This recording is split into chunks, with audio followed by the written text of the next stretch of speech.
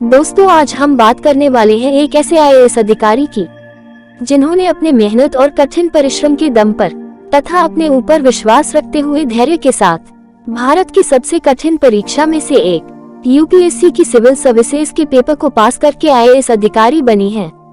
मध्य प्रदेश के धार जिला अध्यक्ष मनोज सोमानी की बेटी संस्कृति सोमानी ने आईएएस परीक्षा में 49वीं रैंक हासिल कर बदनावर तहसील के साथ साथ पूरे जिले का नाम रोशन किया है।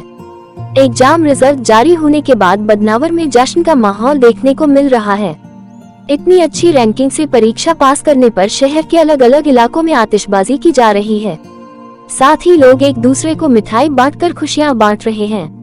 आपको बता दें कि इस जश्न का बड़ा कारण ये भी है कि बदनावर इलाके में ऐसा पहली बार है जब किसी बेटी का यूपीएससी परीक्षा में सिलेक्शन हुआ है।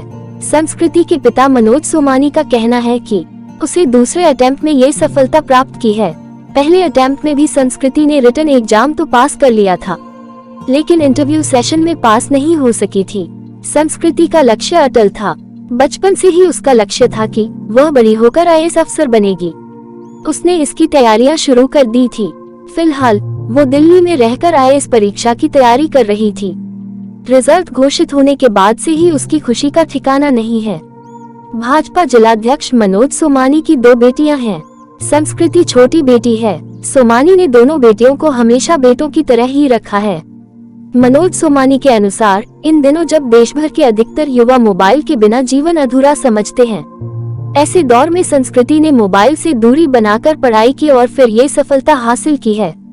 मनोज के अनुसार उसके पढ़ने का समय निर्धारित नहीं था, लेकिन नींद लेने के अलावा उसके पास जितना भी समय होता उसे वो पढ़ने और चीजों को समझने में ही बिताती थी और आज इसका परिणाम हमारे सामने है। उसकी पढ़ाई के लिए घर में एक अलग कमरा बना रखा था जिसमें दिन भर का अधिकतर समय वो वही बिताती थी। उन्होंने कहा कि पढ़ाई पर ध्यान केंद्रित करने और गैर जरूरी चीजों में अपना समय बर्बाद नहीं करने की सलाह दी। दोस्तों, यह थी संस्कृति के संघर्ष की कहानी जो हर एक युवा के लिए प्रेरणादायी है तथा इनसे सीख मिलती है। लाख असफलताएं आए लेकिन कभी भी अपने असफलताओं से घबराना नहीं चाहिए, बल्कि अपनी कमियों को दूर करते हुए एक सही रणनीति के साथ तैयारी को जारी रखना चाहिए। अंत में सफलता जरूर मिलती है। आपको सफलता के द्वार पर जाना है तो आपको सारी हदें पार करनी ही होगी। आपकी जो भी खराब आदतें हो, सारी आदतों को छोड़ना है और आपको अच्छी आदतें अपनानी ही होगी। आप कहीं से भी कुछ भी चीज को सीखे तो आप उसे एक बार अपना कर जरूर देखो। ज्यादा नहीं, सिर्फ 10 दिन तो करना चाहिए।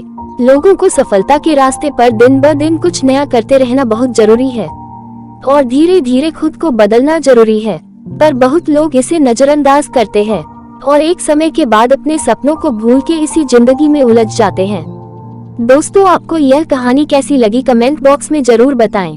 ऐसे ही और अपडेट पाने के लिए चैनल को सब्सक्राइब करें और प्रमोट करें।